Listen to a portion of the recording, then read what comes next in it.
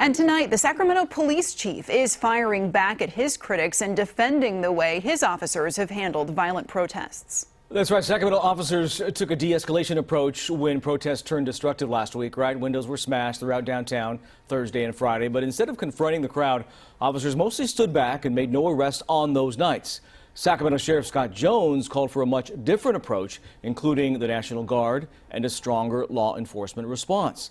In an op-ed, though, for the Sacramento Bee, Sac PD Chief Daniel Hahn said the de-escalation tactic contained the violence without anyone getting killed or seriously hurt. He did not explicitly name Jones, but did call out his critics, saying their calls for the National Guard and the, quote, hats and the bats would have only escalated the violence and endangered his officers and the public.